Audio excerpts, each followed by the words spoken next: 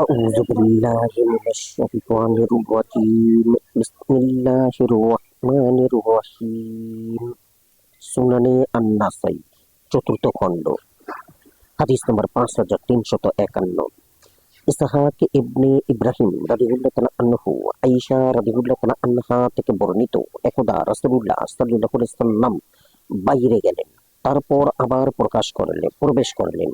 আমি একটি পর্দা লটকিয়ে রেখেছিলাম যাতে ডানা বিশিষ্ট ঘোড়ার ছবি ছিল। তিনি তা দেখে বললেন, তুমি এটা খুলে ফেলো।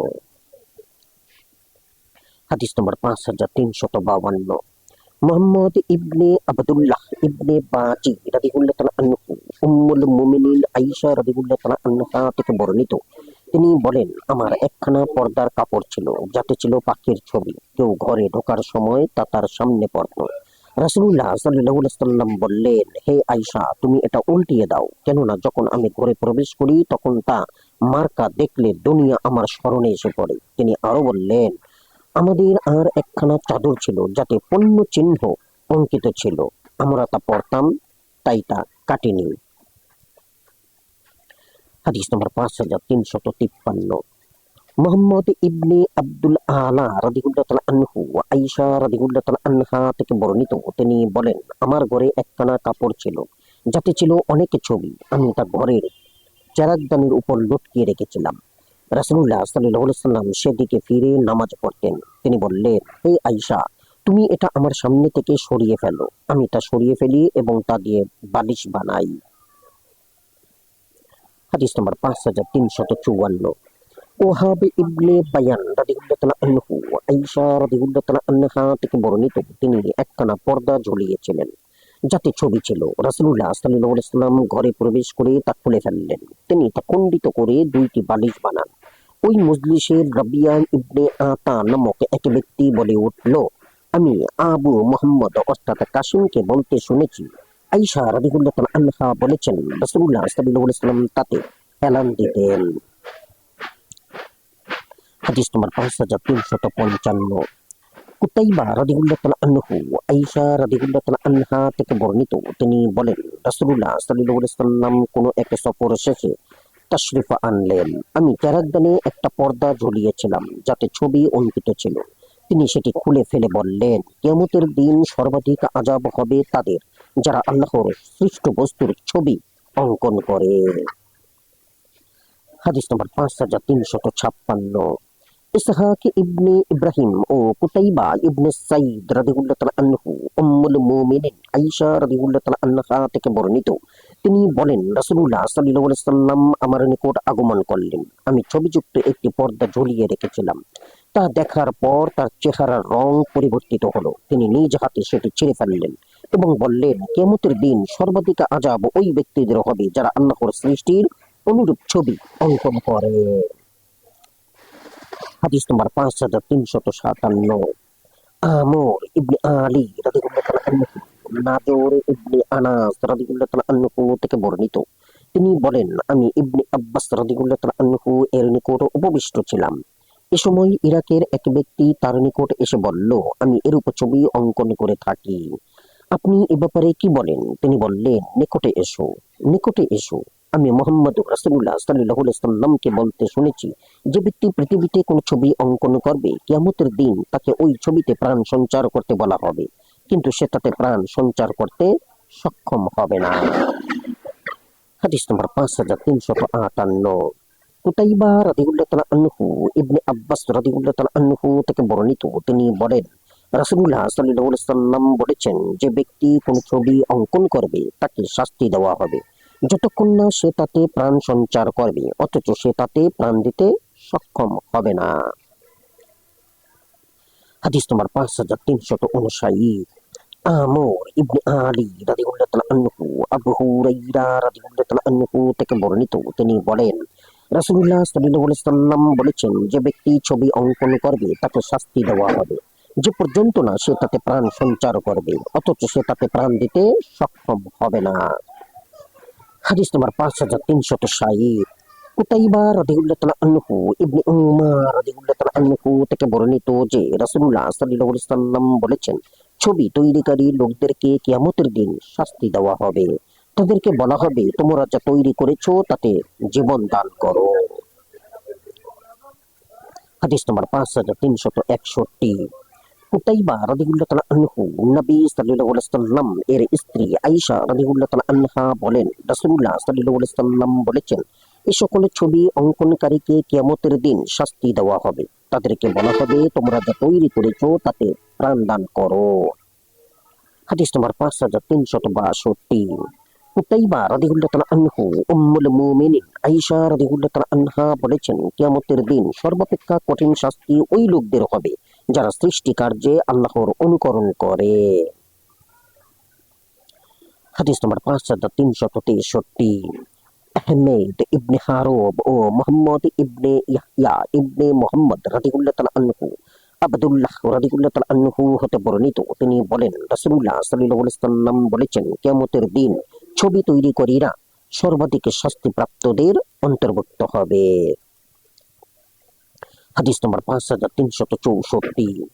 হান্নাদ ইবনে সারি রাদিয়াল্লাহু তাআলা আনহু আবু হুরায়রা রাদিয়াল্লাহু তাআলা আনহু থেকে বর্ণিত, তিনি বলেন, একবার জিবরাইল আলাইহিস সালাম রাসূলুল্লাহ সাল্লাল্লাহু আলাইহি ওয়াসাল্লাম এর নিকটে প্রবেশের অনুমতি প্রার্থনা করলে তিনি বললেন, আসুন। জিবরাইল আলাইহিস সালাম বললেন, আমি কি ঘরে প্রবেশ করব? আপনার ঘরে এমন পর্দা লটকানো রয়েছে যাতে ছবি রয়েছে, হয় আপনি তাদের মাথা কেটে ফেলুন, না হয় তা দিয়ে বিছানা বানান যাতে পদদলিত হয়, কেননা আমরা ফেরেশতাগণ এমন ঘরে প্রবেশ করি না যাতে ছবি রয়েছে। হাদিস নম্বর 5365। হাসান ইবনে কাজাআ রাদিয়াল্লাহু তাআলা আনহু আয়েশা রাদিয়াল্লাহু তাআলা আনহা থেকে বর্ণিত, তিনি বলেন, রাসূলুল্লাহ সাল্লাল্লাহু আলাইহি ওয়াসাল্লাম আমাদের গায়ে দেওয়ার চাদরে নামাজ পড়তেন না। হাদিস নম্বর 5366। মুহাম্মদ ইবনে মামা রাদিয়াল্লাহু তাআলা আনহু আনাস রাদিয়াল্লাহু তাআলা আনহু থেকে বর্ণিত, তিনি বলেন, রাসূলুল্লাহ সাল্লাল্লাহু আলাইহি ওয়াসাল্লাম এর জুতায় দুইটি ফিতা ছিল। হাদিস নম্বর 5367। আমর ইবনে আউস রাদিয়াল্লাহু তাআলা আনহু থেকে বর্ণিত, তিনি বলেন, রাসূলুল্লাহ সাল্লাল্লাহু আলাইহি ওয়াসাল্লাম এর জুতায় দুইটি ফিতা ছিল। হাদিস নম্বর 5368। ইসহাক ইবনে ইব্রাহিম রাদিয়াল্লাহু তাআলা আনহু আবু হুরায়রা রাদিয়াল্লাহু তাআলা আনহু থেকে বর্ণিত, রাসূলুল্লাহ সাল্লাল্লাহু আলাইহি ওয়াসাল্লাম বলেছেন, যখন তোমাদের কারো জুতার একটি ফিতা ছিঁড়ে যায় তখন সে যেন তা মেরামত না করা পর্যন্ত এক জুতা পায়ে দিয়ে না হাঁটে। হাদিস নম্বর 5369। ইসহাক ইবনে ইব্রাহিম রাদিয়াল্লাহু তাআলা আনহু আবু রাজিন রাদিয়াল্লাহু তাআলা আনহু বলেন, আমি আবু হুরায়রা রাদিয়াল্লাহু তাআলা আনহুকে দেখেছি, তিনি তার ললাটে হাত মেরে বলছেন, হে ইরাকের অধিবাসী বৃন্দ, তোমরা কি ধারণা করো যে আমি রাসূলুল্লাহ সাল্লাল্লাহু আলাইহি ওয়াসাল্লাম সম্বন্ধে মিথ্যা কথা বলবো? আমি সাক্ষ্য দিচ্ছি যে আমি রাসূলুল্লাহ সাল্লাল্লাহু আলাইহি ওয়াসাল্লামকে বলতে শুনেছি, তোমাদের কারো জুতার ফিতা ছিঁড়ে গেলে সেটা মেরামত করা না পর্যন্ত যেন এক জুতা পরে না চলে। হাদিস নম্বর 5370। মুহাম্মদ ইবনে মুআম্মার রাদিয়াল্লাহু তাআলা আনহু আনাস ইবনে মালিক রাদিয়াল্লাহু তাআলা আনহু থেকে বর্ণিত যে রাসূলুল্লাহ সাল্লাল্লাহু আলাইহি ওয়াসাল্লাম একখানা চামড়ায় শুলেন, তিনি ঘর্মাক্ত হলে উম্মে সুলাইম গিয়ে তার ঘাম মুছে একটি শিশিতে রাখলেন। রাসূলুল্লাহ সাল্লাল্লাহু আলাইহি ওয়াসাল্লাম তা দেখতে পেয়ে তাকে জিজ্ঞাসা করলেন, হে উম্মে সুলাইম, তুমি এটা কি করছো? তিনি বললেন, আমি আপনার এই ঘাম আমার সুগন্ধির সাথে মিশ্রিত করব। তা শুনে রাসূলুল্লাহ সাল্লাল্লাহু আলাইহি ওয়াসাল্লাম হাসলেন। হাদিস নম্বর 5371। মুহাম্মদ ইবনে কুদামা রাদিয়াল্লাহু তাআলা আনহু সামুরা ইবনে সাহুম রাদিয়াল্লাহু তাআলা আনহু থেকে বর্ণিত যে আমি আবু হাশিম ইবনে উতবা রাদিয়াল্লাহু তাআলা আনহু এর নিকটে গেলাম, তখন তিনি প্লেগে আক্রান্ত ছিলেন। মুয়াবিয়া রাদিয়াল্লাহু তাআলা আনহু তাকে দেখতে আসলেন, তখন আবু হাশিম কাঁদতে লাগলেন। মুয়াবিয়া রাদিয়াল্লাহু তাআলা আনহু তাকে বললেন, তুমি কাঁদছো কেন? তোমার কি কোনো ব্যথার যন্ত্রণা, না তুমি দুনিয়ার জন্য কাঁদছো? পার্থিব আনন্দের দিন তো তোমার কেটে গেছে। তিনি বললেন, এর কোনোটাই নয়, কিন্তু রাসূলুল্লাহ সাল্লাল্লাহু আলাইহি ওয়াসাল্লাম আমাকে একটি উপদেশ দান করেছিলেন, আমি যদি তা পালন করতাম। তিনি বলেছিলেন, যখন তুমি গনিমতের মাল লোকদের মাঝে বন্টন হতে দেখবে তখন তা হতে তোমার জন্য একটি খাদিম এবং আল্লাহর রাস্তায় যাওয়ার একটি বাহনে যথেষ্ট হবে মনে করবে, কিন্তু আমি মাল পেয়ে তা জমা করেছি। হাদিস নম্বর 5372। ইমরান ইবনে ইয়াজিদ রাদিয়াল্লাহু তাআলা আনহু, আবু উমামা ইবনে সাহল রাদিয়াল্লাহু তাআলা আনহু থেকে বর্ণিত, তিনি বলেন রাসূলুল্লাহ সাল্লাল্লাহু আলাইহি ওয়াসাল্লাম এর তলোয়ারের হাতলের প্রান্তদেশ ছিল রূপার। হাদিস নম্বর 5373। আবু দাউদ রাদিয়াল্লাহু তাআলা আনহু, আনাস রাদিয়াল্লাহু তাআলা আনহু থেকে বর্ণিত, তিনি বলেন রাসূলুল্লাহ সাল্লাল্লাহু আলাইহি ওয়াসাল্লাম এর তলোয়ারের খাপের নিম্নাংশ ছিল রূপার, আর তার তলোয়ারের হাতলের প্রান্তদেশ ছিল রূপার এবং তার মাঝখানে ছিল রূপার কড়া। হাদিস নম্বর 5374। কুতাইবা রাদিয়াল্লাহু তাআলা আনহু, সাইয়্যিদ ইবনে আবুল হাসান রাদিয়াল্লাহু তাআলা আনহু থেকে বর্ণিত, তিনি বলেন রাসূলুল্লাহ সাল্লাল্লাহু আলাইহি ওয়াসাল্লাম এর তলোয়ারের হাতলের প্রান্তদেশ ছিল রূপার।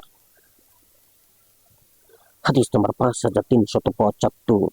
মুহাম্মদ ইবনে আলা রাদিয়াল্লাহু তাআলা আনহু, আলী রাদিয়াল্লাহু তাআলা আনহু থেকে বর্ণিত, তিনি বলেন রাসূলুল্লাহ সাল্লাল্লাহু আলাইহি ওয়াসাল্লাম আমাকে বলেছেন, বলো হে আল্লাহ, আমাকে সঠিক পথে চালাও এবং আমাকে সরল পথ প্রদর্শন করো।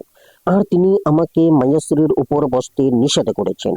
মায়াসির এক প্রকার রেশমি চাদর, যা নারীরা তাদের স্বামীদের জন্য তৈরি করত, যেন তারা তা হাওদার উপর রেখে বসতে পারে, ডোরাদার লাল চাদরের ন্যায়। হাদিস নম্বর 5376। ইয়াকুব ইবনে ইব্রাহিম রাদিয়াল্লাহু তাআলা আনহু, হুমাইদ ইবনে হিলাল রাদিয়াল্লাহু তাআলা আনহু থেকে বর্ণিত যে আবু রিফায়া রাদিয়াল্লাহু তাআলা আনহু বলেছেন, আমি রাসূলুল্লাহ সাল্লাল্লাহু আলাইহি ওয়াসাল্লাম এর নিকট উপস্থিত ছিলাম। তখন তিনি খুতবা দিচ্ছিলেন। আমি বললাম, ইয়া রাসূলুল্লাহ, একজন মুসাফির এসেছে এবং সে তার দিন সম্বন্ধে জিজ্ঞাসা করছে, সে জানে না তার দিন কি। তখন রাসূলুল্লাহ সাল্লাল্লাহু আলাইহি ওয়াসাল্লাম খুতবা বন্ধ করে আমার দিকে এগিয়ে আসলেন। একখানা চেয়ার আনা হলো। আমার যতটুকু মনে পড়ে তার পায়াসমূহ ছিল লোহার। রাসূলুল্লাহ সাল্লাল্লাহু আলাইহি ওয়াসাল্লাম তার উপর উপবেশন করলেন। তারপর তিনি আমাকে শিক্ষা দিতে লাগলেন। আল্লাহ তাআলা তাকে যা শিক্ষা দেন তা হতে। এরপর তিনি খুতবায় ফিরে গেলেন এবং তা শেষ করলেন। হাদিস নম্বর 5377। আব্দুর রহমান ইবনে মুহাম্মদ ইবনে সাল্লাম রাদিয়াল্লাহু তাআলা আনহু, আবু জুহাইফা রাদিয়াল্লাহু তাআলা আনহু থেকে বর্ণিত, তিনি বলেন আমরা বাতাহা নামক স্থানে রাসূলুল্লাহ সাল্লাল্লাহু আলাইহি ওয়াসাল্লাম এর সাথে ছিলাম। তখন তিনি একটি লাল বর্ণের তাঁবুতে ছিলেন এবং তার নিকট অল্প সংখ্যক লোকই ছিল। এ সময় বিলাল রাদিয়াল্লাহু তাআলা আনহু এসে আজান দিলেন। তিনি ডানে ও বামে তার মুখে ফেরাচ্ছিলেন। হাদিস নম্বর 5378। কুতাইবা ইবনে সাইদ ও মুহাম্মদ ইবনে আদম ইবনে সুলাইমান রাদিয়াল্লাহু তাআলা আনহু, আবদুল্লাহ ইবনে আমর ইবনে আস রাদিয়াল্লাহু তাআলা আনহু রাসূলুল্লাহ সাল্লাল্লাহু আলাইহি ওয়াসাল্লাম থেকে বর্ণনা করেছেন, তিনি বলেন সুবিচারক লোক আল্লাহ তাআলার নিকট তার ডান হাতের দিকে নূরের মিম্বরের উপর উপবিষ্ট থাকবে, যারা তাদের বিচার কার্যে পরিবারে ও দায়িত্বভুক্ত বিষয়ে ইনসাফ রক্ষা করে। রাবি মুহাম্মদ রাদিয়াল্লাহু তাআলা আনহু তার হাদিসে বলেন আল্লাহর উভয় হাতই ডান হাত। হাদিস নম্বর 5379। সুয়াইদ ইবনে নাসর রাদিয়াল্লাহু তাআলা আনহু, আবু হুরায়রা রাদিয়াল্লাহু তাআলা আনহু থেকে বর্ণিত, রাসূলুল্লাহ সাল্লাল্লাহু আলাইহি ওয়াসাল্লাম বলেছেন আল্লাহ তাআলা কিয়ামতের দিন 7 ব্যক্তিকে তার ছায়ায় স্থান দান করবেন, যেদিন আল্লাহর ছায়া ব্যতীত আর কোনো ছায়া থাকবে না। সুবিচারক শাসক ওই যুবক যে আল্লাহ তাআলার ইবাদতে বর্ধিত হয়েছে, ওই ব্যক্তি যে নিভৃতে আল্লাহকে স্মরণ করে অশ্রু বিসর্জন করে, ওই ব্যক্তি যার অন্তর মসজিদের সাথে লেগে থাকে, ওই দুই ব্যক্তি যারা আল্লাহর জন্য একে অন্যকে ভালোবাসে, ওই ব্যক্তি যাকে কোনো সম্ভ্রান্ত রূপসী নারী নিজের দিকে ডাকে আর সে বলে আমি আল্লাহ তাআলাকে ভয় করি, আর ওই ব্যক্তি যে সাদকা করে এমন গোপনে যে তার বাম হাত জানে না তার ডান হাত কি করছে। হাদিস নম্বর 5380। ইসহাক ইবনে মানসুর রাদিয়াল্লাহু তাআলা আনহু, আবু হুরায়রা রাদিয়াল্লাহু তাআলা আনহু থেকে বর্ণিত, তিনি বলেন রাসূলুল্লাহ সাল্লাল্লাহু আলাইহি ওয়াসাল্লাম বলেছেন, যখন কোনো শাসক তার আদেশ জারি করে তার হাতে আর তাতে সে সঠিক সিদ্ধান্তে পৌঁছার চেষ্টা করে এবং সঠিক সিদ্ধান্ত দিতে সক্ষম হয়, তার জন্য 2টি পুণ্য রয়েছে। আর যদি সঠিক সিদ্ধান্তে উপনীত হওয়ার চেষ্টা করার পরও তার ভুল হয়ে যায়, তবুও তার জন্য একটি পুণ্য রয়েছে। হাদিস নম্বর 5381। আমর ইবনে মানসুর রাদিয়াল্লাহু তাআলা আনহু, আবু মুসা রাদিয়াল্লাহু তাআলা আনহু থেকে বর্ণিত, তিনি বলেন আমার নিকট আশআর গোত্রের কিছু লোক এসে বলল, আমাদেরকে রাসূলুল্লাহ সাল্লাল্লাহু আলাইহি ওয়াসাল্লাম এর নিকট নিয়ে চলো, আমাদের প্রয়োজন রয়েছে। আমি তাদের সাথে গেলাম। তারা বলল, ইয়া রাসূলুল্লাহ, আপনার কোন কাজে আমাদের সাহায্য গ্রহণ করুন। আবু মুসা রাদিয়াল্লাহু তাআলা আনহু বলেন, তাদের এই আবদার শুনে আমি বললাম, ইয়া রাসূলুল্লাহ, আমি জানি না তারা আপনার নিকট এই উদ্দেশ্যে আগমন করেছে, তাহলে আমি তাদের সাথে আসতাম না। রাসূলুল্লাহ সাল্লাল্লাহু আলাইহি সাল্লাম বললেন, আপনি সত্যই বলেছেন। আর তিনি আমার ওজর গ্রহণ করলেন এবং তাদেরকে বললেন, যে ব্যক্তি কোনো পদের প্রার্থী হয় আমরা তাকে কাজে নিযুক্ত করি না। হাদিস নম্বর 5382। মুহাম্মদ ইবনে আব্দুল আলা রাদিয়াল্লাহু তাআলা আনহু উসাইদ ইবনে হুজায়ের রাদিয়াল্লাহু তাআলা আনহু থেকে বর্ণিত এক আনসার ব্যক্তি রাসূলুল্লাহ সাল্লাল্লাহু আলাইহি ওয়াসাল্লাম এর নিকট এসে বলল, আপনি আমাকে কোনো কাজে নিযুক্ত করেন না, অথচ আপনি অমুক ব্যক্তিকে কাজে নিযুক্ত করেছেন। তখন রাসূলুল্লাহ সাল্লাল্লাহু আলাইহি ওয়াসাল্লাম বললেন, আমার পরে তোমরা দেখতে পাবে যে তোমাদের উপর অন্যদেরকে অগ্রাধিকার দেওয়া হচ্ছে, তখন তোমরা ধৈর্য ধারণ করবে যতক্ষণ না তোমরা আমার সাথে হাউজে কাউসারে মিলিত হবে। হাদিস নম্বর 5383। মুজাহিদ ইবনে মুসা ও আমর ইবনে আলী রাদিয়াল্লাহু তাআলা আনহু আব্দুর রহমান ইবনে সামুরা রাদিয়াল্লাহু তাআলা আনহু থেকে বর্ণিত, তিনি বলেন, তোমরা নেতৃত্ব প্রার্থনা করবে না, কেননা যদি তুমি তা চেয়ে নাও তবে তোমাকে তার উপর ছেড়ে দেওয়া হবে, আর যদি তা তোমাকে চাওয়া ছাড়াই দেওয়া হয় তবে আল্লাহর পক্ষ হতে তোমাকে সাহায্য করা হবে। হাদিস নম্বর 5384। মুহাম্মদ ইবনে আদম ইবনে সুলাইমান রাদিয়াল্লাহু তাআলা আনহু আবু হুরায়রা রাদিয়াল্লাহু তাআলা আনহু নবী সাল্লাল্লাহু আলাইহি ওয়াসাল্লাম হতে বর্ণনা করেন, তিনি বলেন, তোমরা শাসক হওয়ার জন্য আকাঙ্ক্ষা করে থাকো, অথচ কিয়ামতের দিন তা লজ্জা এবং আফসোসের কারণ হবে। এটা উত্তম স্তন্যদায়িনী, কিন্তু সেই সঙ্গে নির্মম দুধ বন্ধকারিণী। হাদিস নম্বর 5385। হাসান ইবনে মুহাম্মদ রাদিয়াল্লাহু তাআলা আনহু আবদুল্লাহ ইবনে জুবাইর রাদিয়াল্লাহু তাআলা আনহু থেকে বর্ণিত, তামিম গোত্রের একদল আরোহী নবী সাল্লাল্লাহু আলাইহি ওয়াসাল্লাম এর নিকট আসলে আবু বকর রাদিয়াল্লাহু তাআলা আনহু বললেন, ইয়া রাসূলুল্লাহ, কাকা ইবনে মাবাদকে শাসক নিযুক্ত করুন। উমর রাদিয়াল্লাহু তাআলা আনহু বললেন, ইয়া রাসূলুল্লাহ, আকরা ইবনে হাবিসকে নিযুক্ত করুন। পরে তারা বাদানুবাদে লিপ্ত হলে তাদের শব্দ উঁচু হয়ে গেল। তখন এই আয়াত নাজিল হলো, হে ঈমানদারগণ, আল্লাহ এবং তার রাসূলের সামনে তোমরা কোনো বিষয়ে অগ্রণী হইও না। যদি তারা আপনার বের হওয়া পর্যন্ত সবর করত তবে তাদের জন্য উত্তম হতো। হুজুরাত 1-5। হাদিস নম্বর 5386। কুতাইবা রাদিয়াল্লাহু তাআলা আনহু সুরাইহ ইবনে হানি রাদিয়াল্লাহু তাআলা আনহু তার পিতা থেকে বর্ণনা করেন যে একদা তিনি রাসূলুল্লাহ সাল্লাল্লাহু আলাইহি ওয়াসাল্লাম এর নিকট উপস্থিত হলেন। তখন তিনি শুনতে পেলেন লোকে হানিকে আবুল হাকাম বলে ডাকছে। রাসূলুল্লাহ সাল্লাল্লাহু আলাইহি ওয়াসাল্লাম তাকে ডেকে বললেন, আল্লাহ তাআলা হাকাম অর্থাৎ বিচারক, ফয়সালা দান তারই এখতিয়ারে, কিন্তু লোক তোমাকে আবুল হাকাম বলে কেন? তিনি বললেন, আমার গোত্রের লোক যখন কোনো ব্যাপারে কলহ করে তখন তারা আমার নিকট বিচার প্রার্থী হয়, আর আমি যে রায় দেই তারা তা মেনে নেয়। রাসূলুল্লাহ সাল্লাল্লাহু আলাইহি ওয়াসাল্লাম বললেন, এর চেয়ে ভালো কাজ আর হতে পারে? আচ্ছা, তোমার কয়টি সন্তান? তিনি বললেন, আমার ছেলে সুরাই, আব্দুল্লাহ এবং মুসলিম। তিনি বললেন, এদের মধ্যে বড় কে? হানি বললেন, সুরাই। তিনি বললেন, তবে তুমি আবু সুরাই। পরে তিনি তার জন্য এবং তার ছেলেদের জন্য দোয়া করলেন। হাদিস নম্বর 5387। মুহাম্মদ ইবনে মুসান্না রাদিয়াল্লাহু তাআলা আনহু আবু বকর রাদিয়াল্লাহু তাআলা আনহু থেকে বর্ণিত, তিনি বলেন, আল্লাহ তাআলা আমাকে এমন এক কথার দ্বারা রক্ষা করেছেন যা আমি রাসূলুল্লাহ সাল্লাল্লাহু আলাইহি ওয়াসাল্লাম হতে শ্রবণ করেছি। ইরানের বাদশা কিসরার মৃত্যু হলে রাসূলুল্লাহ সাল্লাল্লাহু আলাইহি ওয়াসাল্লাম জিজ্ঞাসা করলেন, এখন তারা কাকে শাসক নিযুক্ত করেছে? তারা বলল, তার কন্যাকে। তিনি বললেন, যে জাতি নিজেদের শাসক একজন নারীকে সাব্যস্ত করে নেয় তারা কখনো সফল হয় না। হাদিস নম্বর 5388। মুহাম্মদ ইবনে হাসিম রাদিয়াল্লাহু তাআলা আনহু ওয়ালিদ থেকে, তিনি আউজাই থেকে, তিনি জুহরি থেকে, তিনি সুলাইমান ইবনে ইয়াসার থেকে, তিনি ইবনে আব্বাস রাদিয়াল্লাহু তাআলা আনহু থেকে এবং তিনি ফজল ইবনে আব্বাস রাদিয়াল্লাহু তাআলা আনহু থেকে। তিনি কুরবানির দিন ভোরে রাসূলুল্লাহ সাল্লাল্লাহু আলাইহি ওয়াসাল্লাম এর পেছনে তার সহযাত্রী ছিলেন।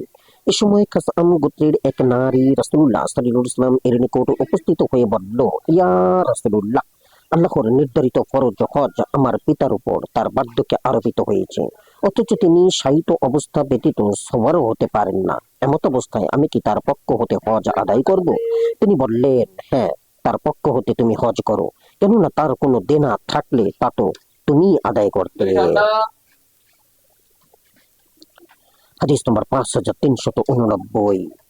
আমর ইবনে উসমান রাদিয়াল্লাহু তাআলা আনহু ওয়ালিদ হতে, তিনি আউজাই হতে, তিনি ইবনে সিহাব হতে, অন্য সনদে মাহমুদ ইবনে খালিদ উমর হতে, তিনি আউজাই হতে, তিনি জোহরি হতে, তিনি সুলাইমান ইবনে ইয়াসার হতে এবং তিনি ইবনে আব্বাস রাদিয়াল্লাহু তাআলা আনহু থেকে। খাসআম গোত্রের এক নারী রাসূলুল্লাহ সাল্লাল্লাহু আলাইহি ওয়াসাল্লাম এর নিকট এসে জিজ্ঞাসা করলো, আর তখন ফজল তার পিছনে সহযাত্রী ছিল।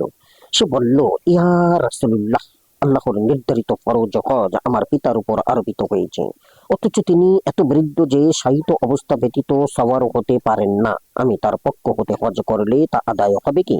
তিনি বললেন, হ্যাঁ। হাদিস নম্বর 5390।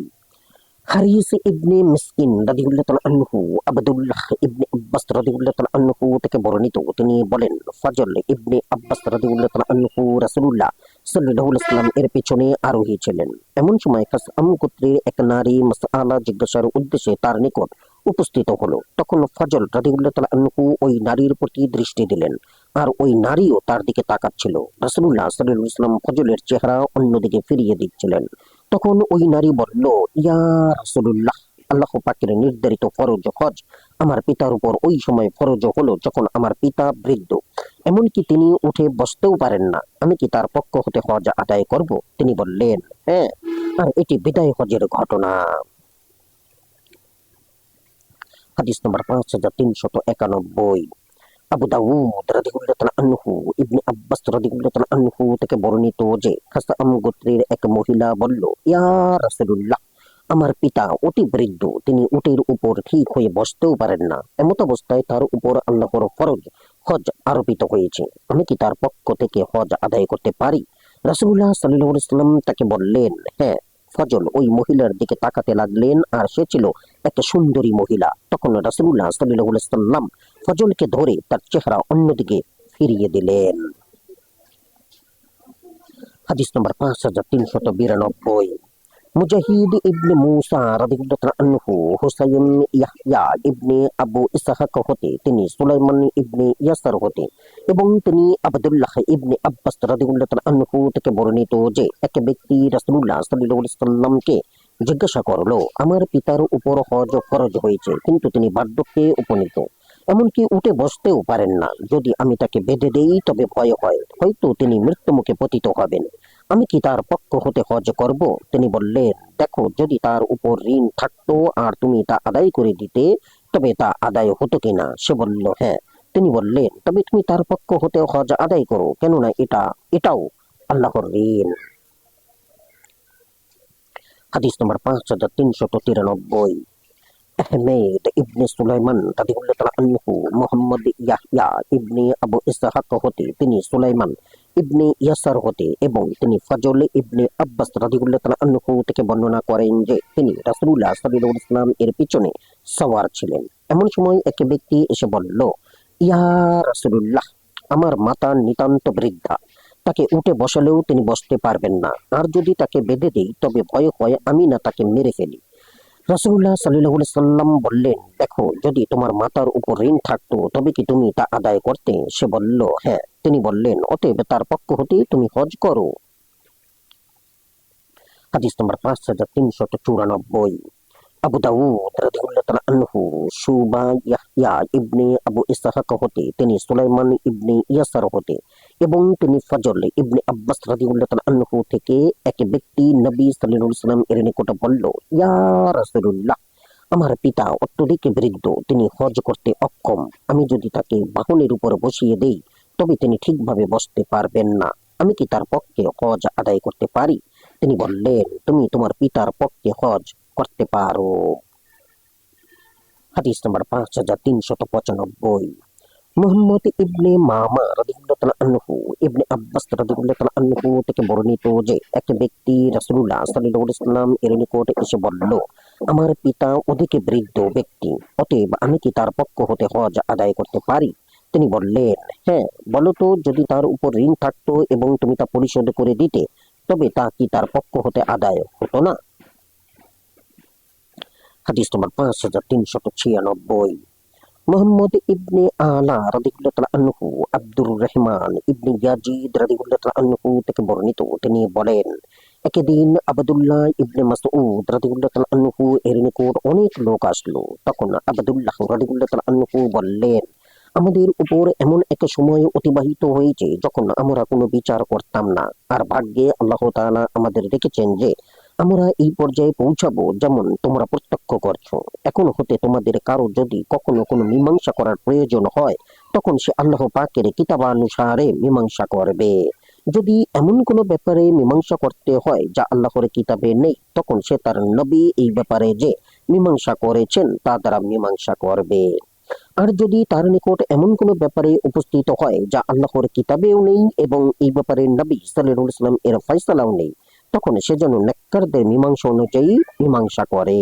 যদি তার নিকটে এমন কোনো ব্যাপারে উপস্থিত হয় যে আল্লাহর কিতাবেও নেই, তার নবী যা মীমাংসা দিয়েছেন তাতেও নেই এবং নেককারদের মীমাংসায়ও এর দৃষ্টান্ত নেই, তখন সে ব্যাপারে স্বীয় জ্ঞানের দ্বারা মীমাংসা করবে এবং সে যেন একথা না বলে যে নিশ্চয়ই আমি ভয় করি, আমি ভয় করি, কেননা হালাল স্পষ্ট এবং হারামও স্পষ্ট, আর এ দুইয়ের মধ্যে কোনো কোনো বিষয় আছে যা সন্দেহযুক্ত। অতএব এমন কাজ পরিত্যাগ করো যা সন্দেহযুক্ত এবং ওই কাজ করো যাতে সন্দেহ নেই। আমাদের উপর এমন একটা সময় অতিবাহিত হয়েছে যখন আমরা কোনো ফয়সালা বা মীমাংসা করতাম না, আর আমরা তার উপযুক্ত ছিলাম না। আল্লাহ তাআলা আমাদের ভাগ্যে রেখেছেন এবং আমরা এই পর্যায়ে পৌঁছালাম যা তোমরা দেখেছো। অতএব এরপর যদি কারো কোনো ফয়সালা বা মীমাংসা করতে হয়, তবে সে যেন আল্লাহর কিতাব অনুযায়ী তার মীমাংসা করে। যদি তার নিকট এমন ব্যাপার উপস্থিত হয় যা আল্লাহর কিতাবে নেই, তবে সে যেন এর মীমাংসা ওইরূপ করে যেমন তার নবী মীমাংসা করেছেন। আর যদি তার নিকটে এমন বিষয় উপস্থিত হয় যা আল্লাহর কিতাবেও নেই এবং তার নবী সাল্লাল্লাহু আলাইহি ওয়াসাল্লাম এর মীমাংসা করেননি, তবে সেভাবে যে সে মীমাংসা করবে যেভাবে নেককারগণ মীমাংসা করেছেন। আর তোমাদের কেউ যেন এই কথা না বলে যে আমি ভয় করি, আমি ভয় করি, কেননা হালাল স্পষ্ট আর হারামও স্পষ্ট, আর এই দুইয়ের মধ্যে রয়েছে সন্দেহজনক বিষয়সমূহ। অতএব তুমি সন্দেহজনক বিষয় পরিত্যাগ করো, আর যাতে সন্দেহ নেই তা করো। হাদিস নম্বর 5398। মুহাম্মদ ইবনে বাশশার রাদিয়াল্লাহু তাআলা আনহু সুরাইয়া রাদিয়াল্লাহু তাআলা আনহু থেকে বর্ণিত, তিনি উমর রাদিয়াল্লাহু তাআলা আনহু এর নিকট প্রশ্ন লিখলেন। জবাবে তিনি তাকে লিখেন, তুমি মীমাংসা করো যা আল্লাহর কিতাবে রয়েছে, তা দ্বারা। যদি আল্লাহর কিতাবে তা না থাকে, তবে রাসূলুল্লাহ সাল্লাল্লাহু আলাইহি ওয়াসাল্লাম এর সুন্নাত দ্বারা। আর যদি ওই বিষয়টি আল্লাহর কিতাব এবং নবী সাল্লাল্লাহু আলাইহি ওয়াসাল্লাম এর সুন্নতে পাওয়া না যায়, তবে নেককারগণ যে মীমাংসা করেছেন তা দ্বারা মীমাংসা করো। আর যদি তা আল্লাহর কিতাবে এবং রাসূলুল্লাহ সাল্লাল্লাহু আলাইহি ওয়াসাল্লাম এর সুন্নতে না থাকে এবং নেককার লোকেরাও এমন কোন মীমাংসা না দিয়ে থাকেন, তবে তোমার ইচ্ছা করলে সামনে অগ্রসর হবে আর ইচ্ছা করলে স্থগিত রাখবে। আমার মতে তোমার স্থগিত রাখাই উত্তম। তোমাদের প্রতি সালাম।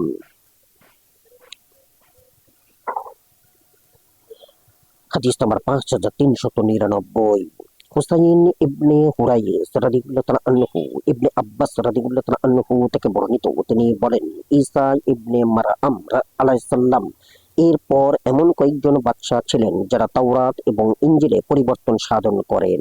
তাদের মধ্যে এমন কিছু ঈমানদার লোকও ছিলেন যারা তাওরাত পাঠ করতেন। তখন তাদের বাদশাহদেরকে বলা হলো, এই সকল লোক আমাদেরকে যে গালি দিচ্ছে, এর চেয়ে কঠিন গালি আর কি হতে পারে। তারা পাঠ করে যারা আল্লাহর নাজিলকৃত বিধান দ্বারা মীমাংসা করে না, তারা কাফির। তাদের পড়ার মধ্যে থাকে এই আয়াত এবং ওই সকল আয়াত যাতে আমাদের কর্মকাণ্ডের দোষ প্রকাশ পায়। তাদেরকে আহ্বান করুন, তারা যেন আমরা যেরূপ পাঠ করি সেরূপ পাঠ করে, আর আমরা যেরূপ ঈমান এনেছি সেরূপ ঈমান আনে। বাদশাহ তাদের সকলকে ডেকে একত্র করলেন এবং তাদের সামনে পেশ করলেন যে তাদেরকে হত্যা করা হবে যদি না তারা তাওরাত ও ইনজিল পাঠ ত্যাগ করে, তবে ওই সকল আয়াতে ব্যতীত যা পরিবর্তন হয়েছে। তারা বলল, এর দ্বারা তোমাদের উদ্দেশ্য কি? আমাদেরকে আমাদের অবস্থার উপর ছেড়ে দাও। তাদের একদল বলল, আমাদের জন্য একটি স্তম্ভ তৈরি করো, এরপর আমাদেরকে তাতে এড়িয়ে দাও, চড়িয়ে দাও এবং আমাদেরকে এমন কিছু দান করো যা দ্বারা আমরা আমাদের খাদ্য ও পানীয় উঠিয়ে নিতে পারি, তাহলে আমরা আর তোমাদের নিকট আসব না। তাদের আর একদল বলল, আমাদেরকে ছেড়ে দাও, আমরা পৃথিবীতে ঘুরে বেড়াবো এবং বন্য পশুর ন্যায় আহার ও পান করব। আর এরপর যদি তোমাদের দেশে আমাদেরকে পাও তবে আমাদেরকে হত্যা করো। তাদের আর এক দল বলল, মরুভূমিতে আমাদের জন্য গির্জা তৈরি করে দাও, আমরা কূপ খনন করব এবং তরি তরকারি ফলাবো, আমরা তোমাদের কাছেও আসব না এবং তোমাদের পাশ দিয়ে কোথাও যাব না। আর এমন কোনো গোত্র ছিল না যাতে তাদের আত্মীয় স্বজন না ছিল। পরে তারা এরূপই করলো। তখন আল্লাহ তাআলা আয়াত নাজিল করেন। তারা নিজেরাই আল্লাহর সন্তুষ্টি লাভের জন্য সন্ন্যাসবাদ প্রবর্তন করেছিল। আমি তাদেরকে এর বিধান দেইনি, অথচ তারা তাও যথাযথভাবে পালন করেনি। হাদিদ 27। অন্যান্য লোকেরা বলতে লাগলো, আমরাও ইবাদত বন্দেগী করব যেমন অমুক করে থাকে, আমরাও ভ্রমণ করব যেমন অমুক ভ্রমণ করে থাকে, এবং আমরাও গির্জা তৈরি করব যেমন অমুক লোকেরা করে থাকে। অথচ তারা শিরকে পতিত ছিল। তারা যাদের অনুকরণ করেছিল তাদের ঈমান সম্বন্ধেও অবহিত ছিল না। যখন আল্লাহ তাআলা নবী সাল্লাল্লাহু আলাইহি সাল্লামকে প্রেরণ করলেন তখন তাদের মধ্যে কিছু লোক অবশিষ্ট ছিল। তাদের মধ্যে যে ইবাদতখানায় ছিল সে ইবাদতখানা হতে নেমে আসলো, ভ্রমণকারী তার ভ্রমণ হতে ফিরে আসলো, গির্জাবাসী তার গির্জা হতে নেমে আসলো। তারা তার প্রতি ঈমান আনলো এবং তাকে বিশ্বাস করলো। এ সম্পর্কে আল্লাহ তাআলা বলেন, হে মুমিনগণ, আল্লাহকে ভয় করো এবং তার রাসূলের প্রতি ঈমান আনয়ন করো, তাহলে তিনি তোমাদেরকে তার রহমতের দ্বিগুণ দান করবেন। হাদিদ 28। এক তো হযরত ঈসা আলাইহিস সালাম এর উপর ঈমান আনয়ন ও তাওরাত ইনজিলে বিশ্বাস স্থাপনের কারণে, আর দ্বিতীয়ত মুহাম্মদ সাল্লাল্লাহু আলাইহি সাল্লাম এর উপর ঈমান আনা এবং তাকে সত্যবাদী জানার কারণে।